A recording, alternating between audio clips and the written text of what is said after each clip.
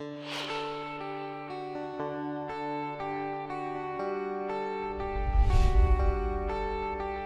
everyone, I'll be discussing information and communication tools and its application in networking, education and e-governance, specifically for engineering services exam. I'm Dr. Saurabh Jain. The communication method that we speak about is one of the biggest tools as far as the human civilization is concerned. And when we speak about communication, communication can be of multiple modes. As such, when we speak about communication, general verbal speech is also a communication, mass communication. When we speak about communication as a technology, we partially segregate communication into two ways. One, the wired communication, another one, the wireless communication. For the scope of the exam, we take these two things as such for the objectivity of the exam as such also. Wired communication, when we speak about, wired communication creates a network of things, like for example, the conventional wired communication, which is based on copper methods or copper tools, that creates a complete networking system where computers and intranet is created. Like for example, speaking about LAN is one of the networking method. So in this particular area, the wired communication is used, and that creates a networking method as such. Apart from copper-based communication, we also speak about the optical fiber communication, where the communication between the computers is broadened or widened rather, and this creates internet as such, or broadband of the internet.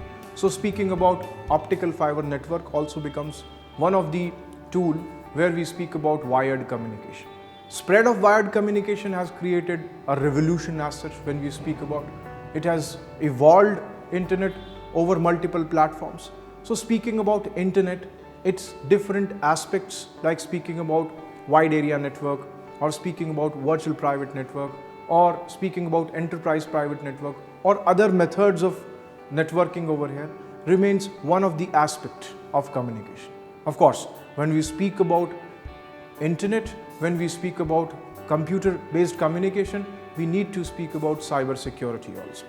So cyber security also remains one of the aspects of networking over here, where we need to discuss what are the modes of cyber threat, how cyber threat and cyber terrorism can be segregated, what are different tools of cyber security, and then what are different policy or legislation that has been created for cyber security. That remains one of the aspects of networking as far the tools of networking are concerned.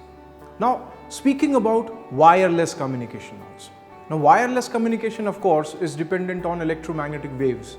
So first, speaking about electromagnetic spectra, its use, or speaking about radio wave spectrum and multiple uses of radio wave spectrum. Say for example, starting from 3 microhertz to 30 microhertz radio waves, which are used in alternative modulation, which are used in frequency modulation, the FM communication which we speak about. Or speaking about the television technology, the traditional method of television technology, where end-to-end or point-to-point connectivity has been created, that also remains one aspect of it. Now, evolving that into the long-distance radio communication, which has created the mobile telephony, different generations of mobile telephony, 2G, 3G, 4G, 5G, all these methods of mobile telephony, they also come under the wireless communication. Now, when we speak about wireless communication, we also speak about the short distance communication or wireless internet also. Now, the multiple tools have been used in this also, like for example, for networking as such, for LAN of a particular area, we use Bluetooth. Then we evolve into Wi-Fi. Then we evolve into long distance communication using wireless tools, which is WiMAX.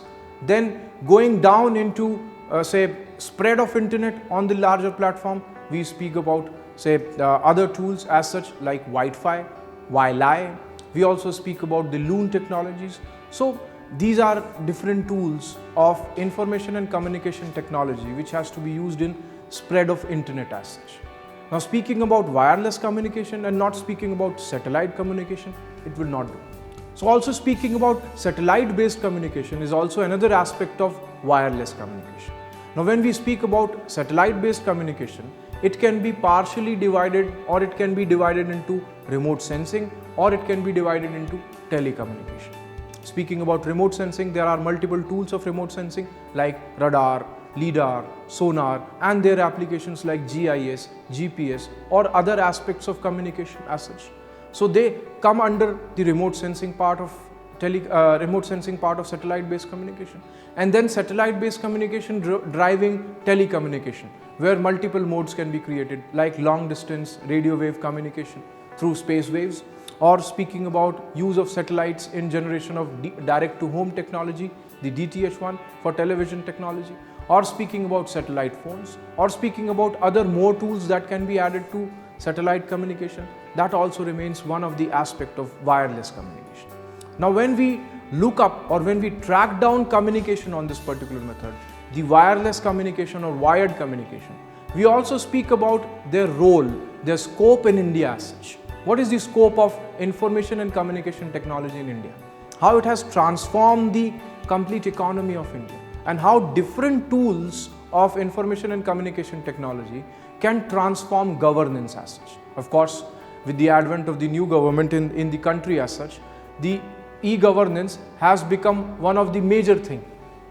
So speaking about e-governance and speaking about e-governance tools and its role in multiple areas of society as such, speaking about its role in education. Of course, when we speak about education, e-governance, we also speak about education, e-governance and information and communication tools.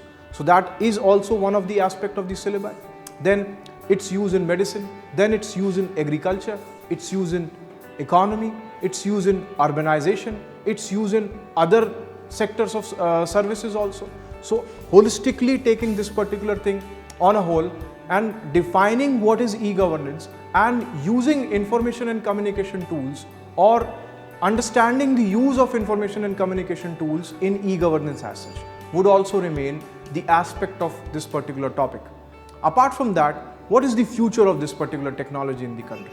How information and communication tools, they would transform the different methods in the country as such, like education, speaking about knowledge libraries, or speaking about a national network, knowledge network as such, or speaking about a network for strategic network for environmental change as such. These are certain tools that has been used for information and communication technology and education. Then there are certain tools of e-medicine also, telemedicine also. Then there are tools for e-learning also. There are tools for e-governance also. So holistically taking these things into consideration would also remain one of the aspects of information and communication technology and its application. Now, taking all these things into consideration, the syllabi itself is not very gigantic as such, or is not very Herculean. It has been asked earlier also in UPSC based exams, not in say engineering services, but in other exams which has been conducted by UPSC. Questions related to information and communication technology tools have been asked. So tracking down the objectivity of this particular topic, the questions would remain somewhere over there itself. What are different modes of communication as such? What are different tools of communication? Like questions can be raised to what is Wi-Fi? What is the spectrum of Wi-Fi? What is Bluetooth? How Bluetooth, different technologies of Bluetooth are different. Bluetooth 2 and Bluetooth 3 are different. How Wi-Fi can be generated or Wi-Fi can be generated. How they are different. Aspects related to the technical aspects or the general knowledge of these tools would remain one objective of the questions. Next objective of the questions would be the policy making in the country.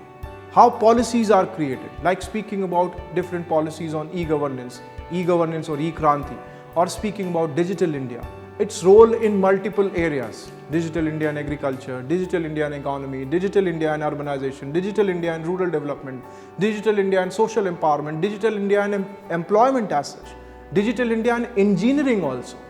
So there are multiple aspects of digital India that where questions can be created. Apart from that, the policies are evolving. When we speak about cyber security, we also speak about digital security as such.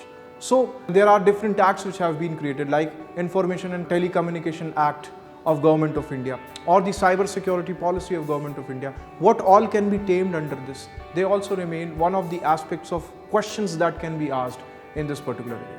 At IES Master, we have created such a program for information and communication technology that maximum output can be generated using minimum efforts as such.